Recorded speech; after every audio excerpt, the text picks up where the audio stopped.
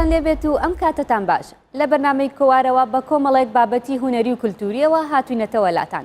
سەرەتای بەرنامەکەشمان بە هەواڵە هونەری و کولتوریەکانی هەفتە دەست پێ دەکەین.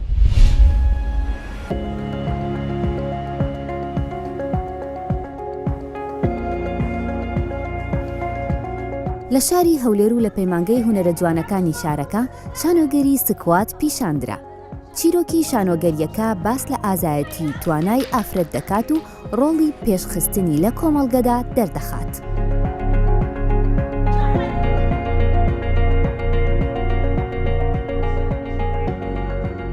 دەمەوێت وەک ئافرەتێک یعنی ڕۆڵی خۆم بگەێنم، یعنی وەکەوەی کە مامۆستاش باسی کرد، ئافرەت لە هەموو کات ڕۆڵی بینیوە و دایمەنیش ئافرەت سەرکەوتووە. ڕۆڵەکەی منیش لەو شانۆگەریە ئەوەیە کە وەک ئافرەتێک دەتوانم ئەو شتانە بکەم کە خۆم دەمەوێتن و سەریش دەکەوم. ئەو شتانەم دەوێت کە خۆم یعنی قەنەعەتم پێهێنا و بەتەنیا منیشنا. چەندەها ئافرەتی کەم لەگەڵا کە توانیمان ئەو ئیشە بکەین.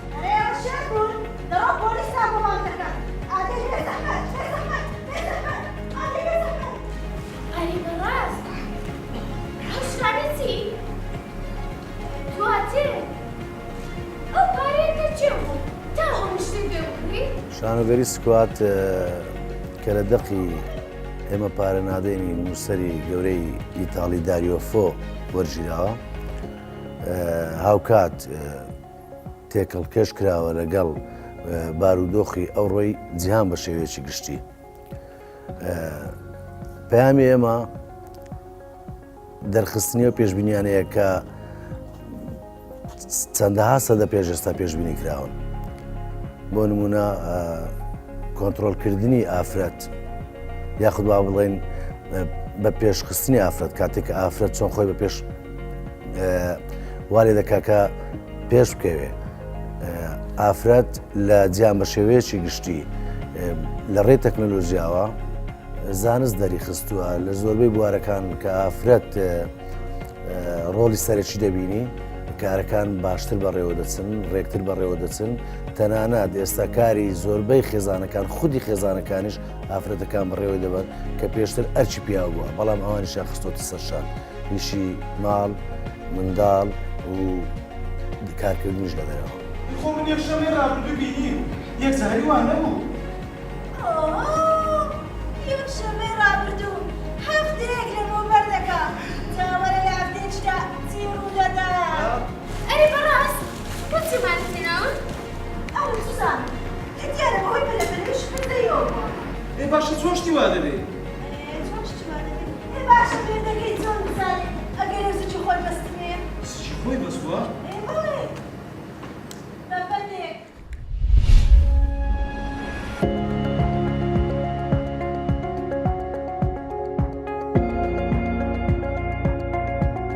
پێشانگەیەکی شێوەکاری بۆ تابلۆکانی شێوەکار گۆران محەممەد کرایەوە.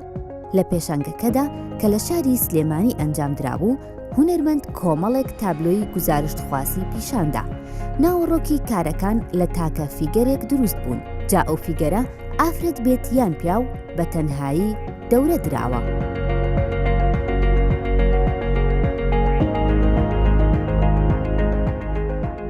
ئەمە سێ مەزموونی تایبەتی منەوەکو گشتکردنی هونەری خۆم.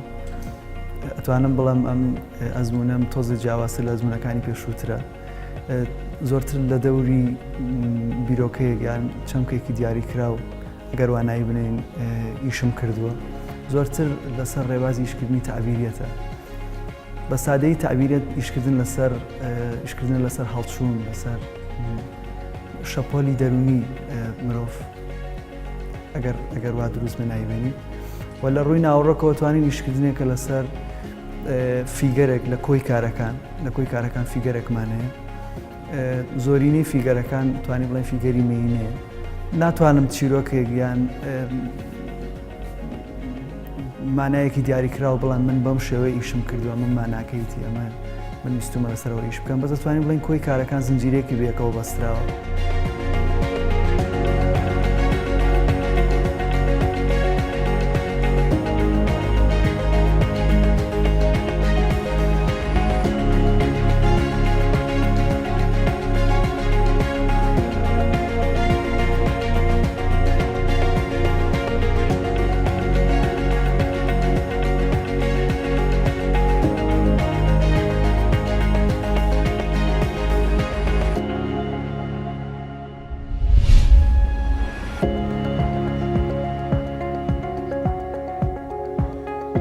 لە کتێبخانەی کارێز لە شاری کەرکووک ڕێوڕەسمی واژۆکردنی دیوانی شاعر تاهیر فوئاد کەرکووکی زادا بەڕێوەچوو.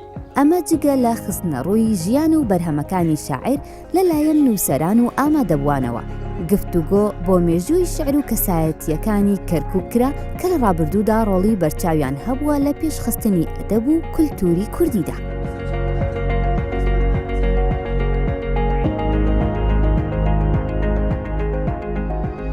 مێژووی ئەدەبی کوردی لە شاری کەرکووکە بۆ 1000 ساڵ بەر لە ئێستا دەگەڕێتەوە.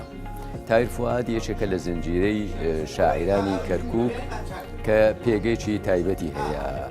دیوانەکەی لە ساڵی 1969دا مامۆستای بەهەشتی جیوی مکریانی لە چاپخانەی کوردستان لە شاری هەولێر چاپی کردووە. لەبەرەوەی زۆر بەدەگمەن دیوانەکەی دەستەکەوت، ئێمە دەستێک لە ڕۆشنبیرانی شاری کەرکووک بە باشمانزانی دووبارە دیوانەکەی چاپ بکەینەوە لەگەڵ کۆمەڵێ سەرنج کە مامۆستا جیوی مکریانی و پرۆفیسۆری بەهەشتی دکتۆر معروف خەزنەدار دەربارەی تاهیر فوئاد نووسی بوویان، هەموو شتانەمان کۆ کردەوە و سەر لە نوێ لە شاری سنە چاپمان کرد و لە ڕۆژهەڵاتی کوردستان 250 دانەمان دابش کرد و 750 دانشی بۆ باشووری کوردستان هاتوو. ئێستاش ئێمە کۆڕێکمان بۆ کرد بۆ ئەوەی کە شاعیرەکە بە ناوەندی ئەدەبی بناسێنی.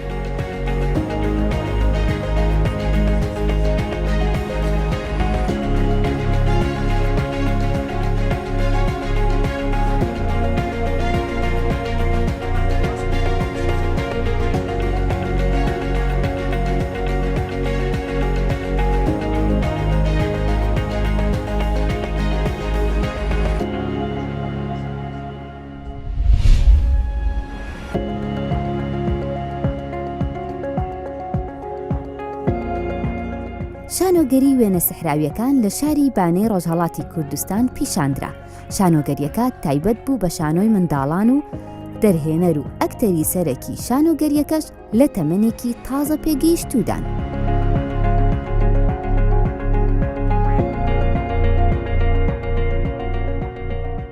شانۆی وێنە سەحراویەکان کارێک لە گروپی شانۆی فریادی بانە بە نووسەری و دەرهێنەری خۆم بووە. لە کۆمەڵگەی ئێمە مناڵان بەشێکی زۆر گرنگن، بەڵام بەداخەوانێک کار بۆ مناڵان زۆر بەکەم یەکرێت و ئەمە وەکو دووەم کاری منە کە بۆ مناڵان ئامادەم کردوە دوای کاری بوو کە شوشەیەکی فەرامۆشکرا و کاری وێنە سەحراویەکان دووەم کارمەکە بۆ مناڵان ئامادە کردووە و هیوادارم کە جێی ڕزایەت بوو بێ بۆ تەواوی مناڵە خەنجیلانەکان.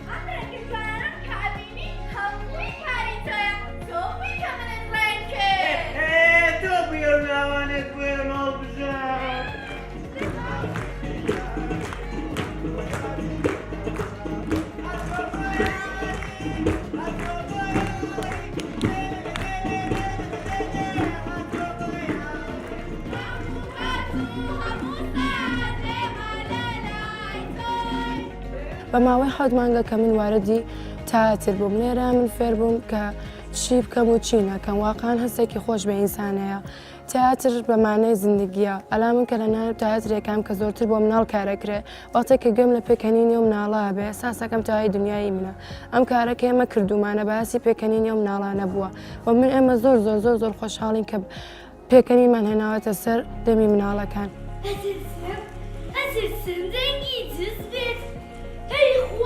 ئێستا من چی بکەم؟ لێرە بەزەنا چی بکەم؟ یاریسی بکەین! یاریسی بکەین! یاریسی خۆزە! سی خۆزە! تۆ بێت خۆش یاریسی بکەین! سابت کە بانە هەوڵێکانم بنستێک!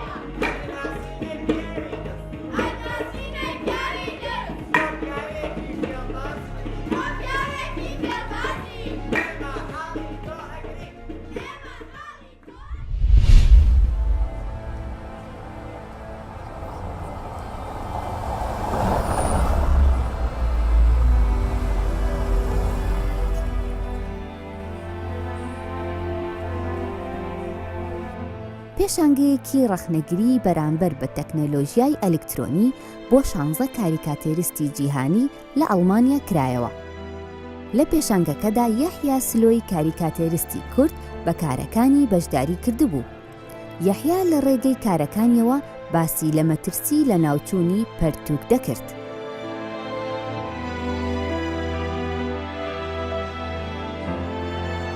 ڕۆلە پرتووکە و خەتەریال سەر پرتووکە یانم دزانین بە ڕەوش ساڵێن داوێ پشتیکە تەکنیکە پێشکە تشتی ئەلکترۆنیکە داکەتە چارشیەدا ئەو بازارە پرتووکە خەتەریە کرد سەر ئەو دکێ ڕۆلە پرتووکە چییە؟ ئەv مجارە vê pêşengehê li vê derkênê ev bû lê ev grûpeke Alman e li vê derkênê navî xwe Rheinische Verwaltung dur 16 kesa karîkatûristê wan dê divê hermê de yê pêşin.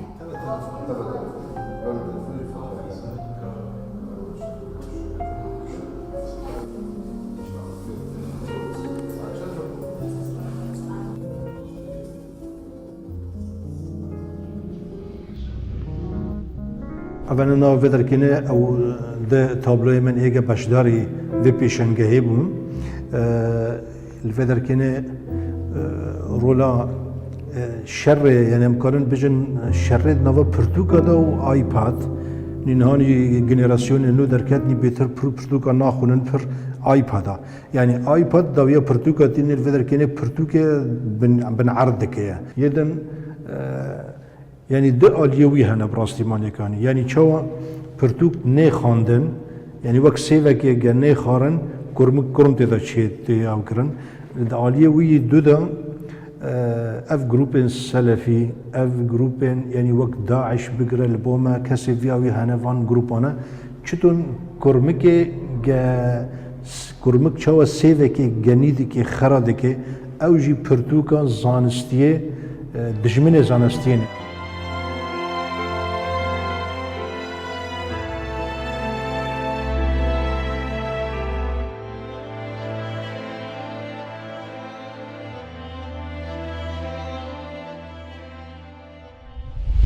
هاتنی داعش و ئەو ماڵوێرانکاری و زۆرداریانەی لە ناوچەکەدا خوڵقاندیان بۆتە هەوێنی زۆرێک لە نووسین و راپۆرتی ڕۆژنامەوانی و چیرۆکی جیاجیا. بەڵام جەمال پیرەی نووسەر بە دۆکیومنتکردنی زۆرێک لەو چیرۆکانە و بە شێوەی بەدواداچوونی مەیدانی کتێبێکی چاپ کردووە بە ناوی سەردەمی داعش. لێرەوە نووسەر جەمال پیرە خۆی باسی کتێبەکەی دەکات.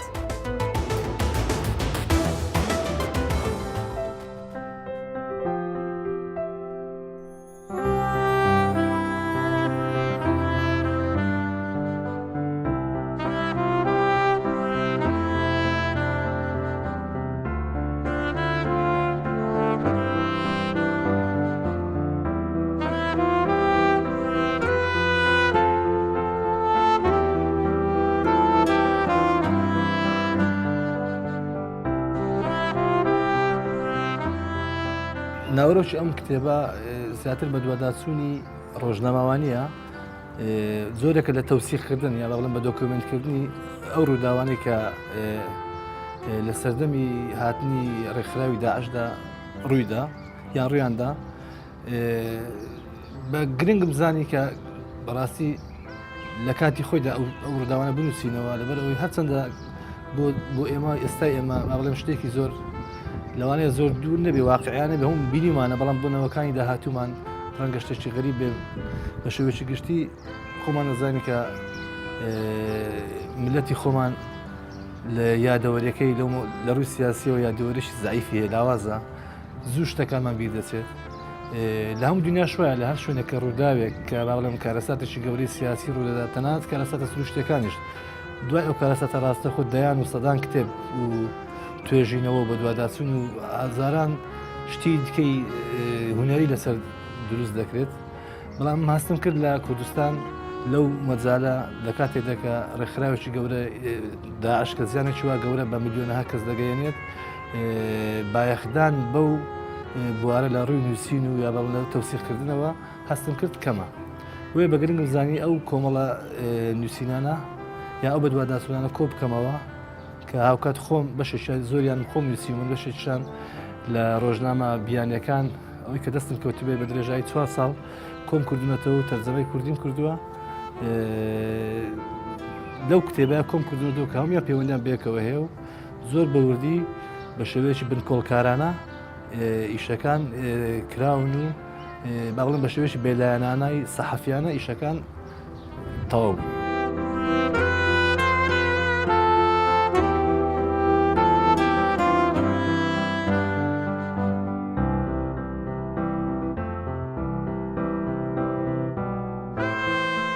خۆی ئەو ئیشێکی ڕۆژنامەوانیە لەسەر بڵێم ئەو زەمانەی کە داعش ئەو سەردەمێک کە داعش ئەو ئیشە ڕەنگە مێژونووسەکان ئەکادیمیستەکان استفادە لێ بکەن بۆ خۆیان بەکاری بێن و دەکرێت ڕۆژنامە نووسەکانیش بەکاری بێنن یان ئەوانێک کە لە بواری ئەکادیمی ڕۆژنامەوانی ئیشەکەن بەکاری بێنن لە ڕووی شێوازی دروستکردنی تحقیقاتی سەحەفی راپۆرتە ڕۆژنامەوانیەکان بە تایبەت راپۆرتە بنکۆڵکاریەکان کە ئێمە لەو بوارەوە زۆر شارەزاییمان زۆر نییە لەو مەجالەوە کە بڵێن سەحەفی ئستقسایی یان ئینڤستیگەیتیڤ جۆرنالیزم لە کوردیش وابزانم هەر ڕۆژنامەوانی بنکۆڵکاری بۆ بەکار هاتووە ئێمە لەو مەجالە زۆر کەمتر خیبرەمان هەیە دەکرێت لە هەردوو ڕۆ استفادە لێ بکرێت و دەشێ ئەکادیمیە کە ماڵم توێژنەوەی سیاسی دەکات باس لە ئەحداسەکانی ئەو سەردەمە دەکات دەتوانێت سوودی لێوەرگێت و بەکاری بهێنێت لەبەر 2000 مێژوو مەرز نییە بە تەنها مێژوو نووسەکان بینووسنەوە یعنی زۆر جار مێژوو خەڵک دەینووسێتەوە قسەی خەڵک دەبێتە مێژوو.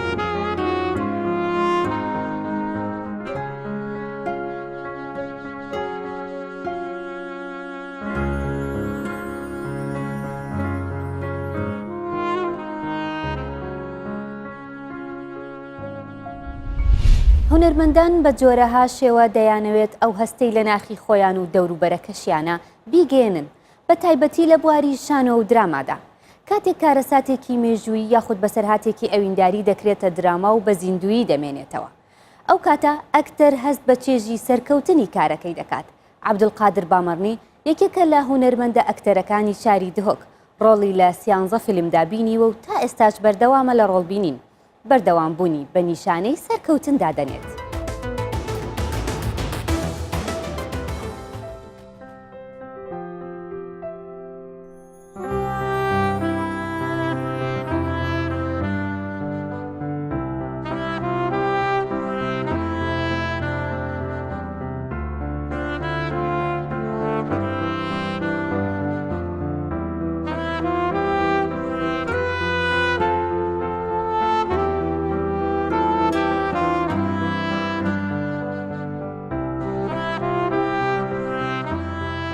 ئەس عەبدولقادر بامەڕنیمە وەکو ئەکتەر من پشکداری 13 فیلماندا کار کردیە بتایبەت فیلمێتمێت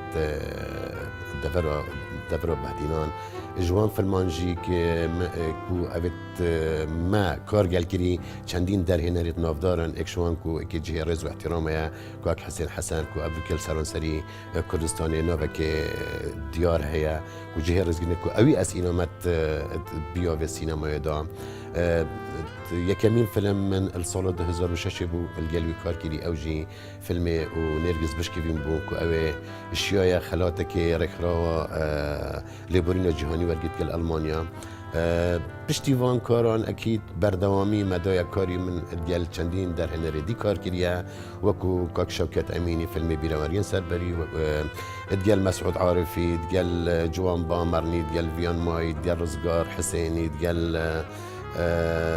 هشیار زێڕۆی دگەل محەممەد جانوی کو ئەوە هەمی دەرهێنەر بوون یەدەبەرۆمە هەربەت کو ئەف فیلمە بوونە جهێ خەلات وەرگرتنێل چەندین فیستیڤالێ جیهانی چیە دوبەی بیتیان یەژدەر بێ وڵاتی بیتیان هیچ هەر دەولەتە کایبێت خەلات وەرگرتینە.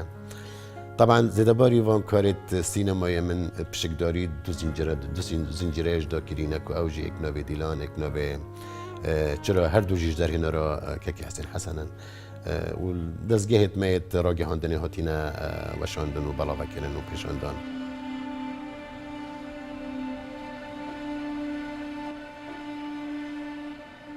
كذا بتي باركي الله يبارك الله يبارك بعد وش بدي دوباره ناكي هذا هردف عملي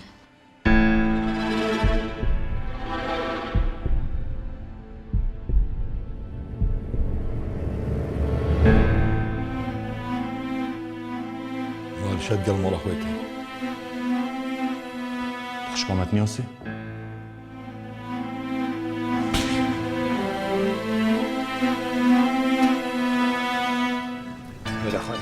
وی زمانی پاره نبن بیوازه کشی نوشت گردن موازک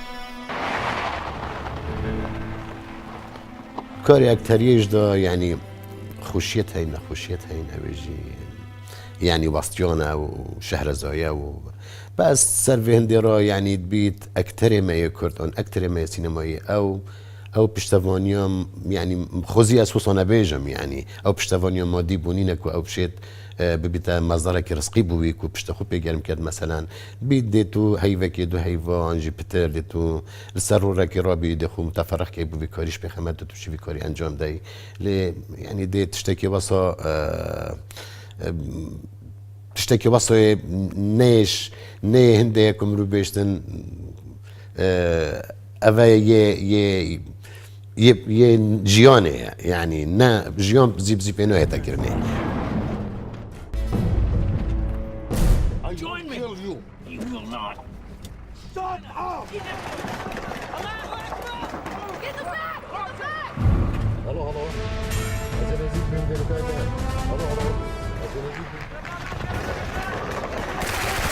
You think I came all this way to have tea with you? Go fuck yourself. لە دوا بڕگەدا باس لە تابلۆ گزارشخوازەکانی شێوەکارێکی کورد دەکەین. کوردانی تاراوگا لە ڕێگەی هونەرەوە دڵی بیانیەکان دەخەنە خوورپا. ڕۆژانە بەکارەکانیان خۆشی و ناخۆشیەکانی ژیانی کورد دەهێننەوە پێشچاوی ئەوانەی ئاگاداری بابەتەکانن، ئەوانەی ئاگاداریشی نین. تەها خۆشنووس لە ئەڵمانیا دەژی و بە شێوەیەکی جیاواز تابلۆ دەکێشێت. بە جۆرێک هەتا پێی دەکرێت گزارشتی زیاتر لە ڕێگەی تابلۆکانیەوە دەگەێنێتە بینەر.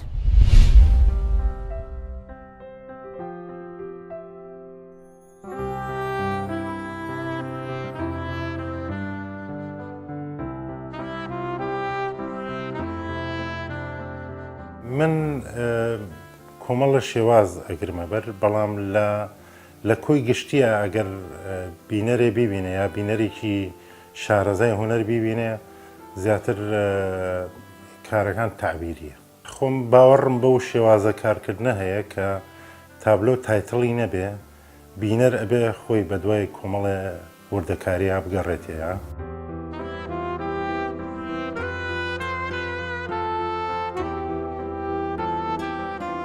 ئەم تابلۆیە من با بڵێن زیاتر لە یەکێ لەو فۆتوانە وەرم گرت کاتێک کە با بڵێ ئاوارەکانی شنگال ئەهاتن زیاتر ئەبینرێ بریناری پێوەیە شوێنی لەفافەکەی پێوەیە من لە هەمان کاتە هەر لەفافم داناوە لە سەر شوێنی برینەکەیان دیارە ئەو بریناری و بارزیی دەموچاویان لەسەر تابلۆکان دەرەکەوێت کە مرۆڤ ئەتوانێت دەستی تابێنێ ینی وەک با بڵێن وەکو ڕیلیفێک دەرچووە لەم تابلۆیە.